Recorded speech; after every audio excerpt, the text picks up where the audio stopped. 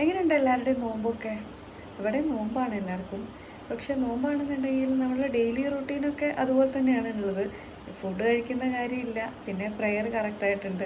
അപ്പോൾ എല്ലാ സ്ഥലത്തും ചിലപ്പോൾ നമ്മൾ പറഞ്ഞ് കേൾക്കാറുള്ളൊരു കാര്യമുണ്ട്, അതായത് നോമ്പിൻ്റെ സമയത്ത് മാത്രം കുറച്ചുകൂടെ ഒരു ഭയങ്കര ഭക്തിയാണെന്ന്. പക്ഷെ എനിക്ക് തോന്നിയിട്ടുള്ള കാര്യം എന്താണെന്നറിയോ, അത് ആ മാസത്തിനെ ബഹുമാനിക്കുന്നതാണ്. അതുപോലെ തന്നെ എപ്പോഴും നമുക്ക് ആവാൻ പറ്റുകയാണെന്നുണ്ടെങ്കിൽ വളരെ നല്ല കാര്യമാണ്. പക്ഷെ ആ സമയത്ത് മാത്രം കുറച്ച് ദീനീബോധമുള്ള ആളായിട്ട്, അല്ലെങ്കിൽ അതിപ്പോൾ ഏതാണെങ്കിലും, ഇസ്ലാം മതമാണെന്നുണ്ടെങ്കിലും ക്രിസ്ത്യൻ മതമാണെന്നുണ്ടെങ്കിലും ഹിന്ദു മതമാണെന്നുണ്ടെങ്കിലും ഏത് മതമാണെന്നുണ്ടെങ്കിലും അവരുടേതായിട്ടുള്ള ആ ഒരു പുണ്യമാസം അല്ലെങ്കിൽ പുണ്യമായിട്ടുള്ള കാര്യങ്ങളുള്ള സമയമുണ്ടാകും. അപ്പോൾ ആ സമയത്ത് റിലീജിയസ് ആവുന്നത് നല്ല കാര്യമാണ്. പക്ഷേ അങ്ങനെ ആവുന്ന ആളുകളൊക്കെ ചില ആൾക്കാരിങ്ങനെ തമാശക്കാണെങ്കിലും കളിയാക്കുന്ന കാണാം, ഇപ്പോൾ മാത്രം നന്നാവണു എന്നൊക്കെ പറഞ്ഞിട്ട്. പക്ഷേ അത് ആക്ച്വലി അവർ ആ സമയത്തോട് കാണിക്കുന്നൊരു റെസ്പെക്റ്റാണ്. അപ്പോൾ അത് ശരിക്കും പറഞ്ഞാൽ നമ്മൾ അവരെ എൻകറേജ് ചെയ്യാണ് വേണ്ടതെന്നാണ് എനിക്ക് തോന്നിയിട്ടുള്ളത്. അല്ലേ? അതാണ് ശരിക്കും നമ്മളെല്ലാവരും ചെയ്യേണ്ട കാര്യം. ബേസിക്കലി നമ്മളെല്ലാവരും സന്തോഷത്തോടെ ജീവിക്കുക എന്നുള്ളതാണല്ലോ ഇതിൻ്റെ എല്ലാത്തിൻ്റെ ഒരു ബേസ് കോൺസെപ്റ്റ് എന്ന് പറയുന്നത്. ഉമ്മ ഇന്ന് മ്യൂസിക് ക്ലാസ്സിൽ പോയിരിക്കുകയാണ്. ഉമ്മ ഇപ്പോൾ മ്യൂസിക് പഠിക്കുന്നുണ്ട് കേട്ടോ. നമുക്ക് ചെറുപ്പം തൊട്ടേയുള്ള ഭയങ്കര വലിയ ആഗ്രഹമാണ് മ്യൂസിക് പഠിക്കണമെന്നുള്ളത്. അപ്പോൾ ഇപ്പോഴാണ് പഠിക്കുന്നത്. അപ്പോൾ മ്യൂസിക് ക്ലാസ് കഴിയാറായി. അപ്പോൾ ഉമ്മനെ പിക്ക് ചെയ്യാൻ വേണ്ടിയിട്ട് പോവാണ്. നമുക്ക് ഒരുമിച്ച് പോവാം. അത്താഴം കഴിക്കാൻ വേണ്ടിയിട്ടേ പുലർച്ചയ്ക്ക് എഴുന്നേറ്റ് കഴിഞ്ഞാൽ പിന്നെ നല്ല ഉറക്കമുണ്ട്. സുബഹിസ്കാരം കൂടെ കഴിഞ്ഞ് കഴിഞ്ഞാൽ പിന്നെ നല്ല ലേറ്റായിട്ട് എണീക്കുള്ളൂ. അപ്പോൾ ഇപ്പം എൻ്റെ അനിയൻ പറഞ്ഞാണ് അവനെ മാസ്ക് ചെയ്യും, അല്ലെങ്കിൽ എന്നെ അവിടുത്തെ ഭയങ്കര അടി ഉണ്ടാക്കും. അപ്പോൾ ഞാനിത് ഇറങ്ങാണ്.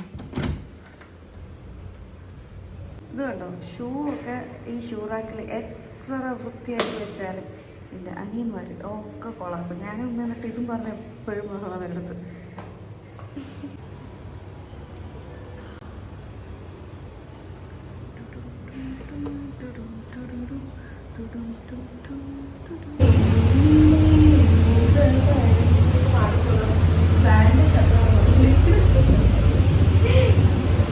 ബേസ്മെന്റിൽ പാർക്കിംഗ് ആയി കഴിഞ്ഞാൽ ആക്ച്വലി നല്ലതാണ് കേട്ടോ. നേരെ വന്നിട്ട് ആരും കാണാതെ ലിഫ്റ്റ് കയറി വീട്ടിൽ പോവാം.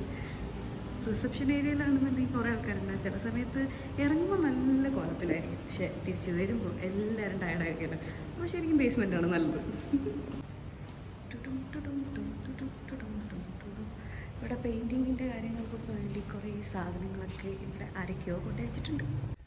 തനനം തനനം തനനം. ചെറിയ ആമസോൺ സാധനം എല്ലാവർക്കും ഭയങ്കര ഇഷ്ടമാണ് കേട്ടോ. മറ്റേത് മഞ്ഞ, അത് നമ്മൾ റാമോജി രാവിലെ പോയപ്പോൾ വാങ്ങിച്ച സാധനമാണ്. Okay, let's go go.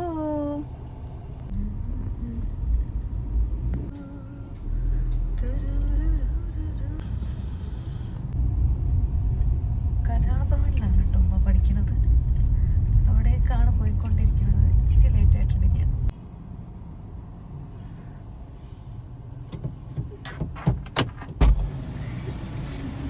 എങ്ങനെയുണ്ടായിരുന്നു ക്ലാസ്? ഇന്ന് വീഡിയോ എടുത്തേ ക്ലാസ്സിൽ വന്നിട്ട്. ക്ലാസ് എങ്ങനെ ഉണ്ടായിരുന്നു ചോദിച്ചൊന്നും പറഞ്ഞു. ക്ലാസ് നല്ല ക്ലാസ് അടി. ഇന്ന് വീഡിയോ എടുത്ത് എന്നിട്ട് അവിടെ എല്ലാ കുട്ടികളെയും, ആ കുട്ടികളെ കൂടെ ഞാനും ഉണ്ടായി ഏറ്റവും മുന്നിൽ തന്നെ.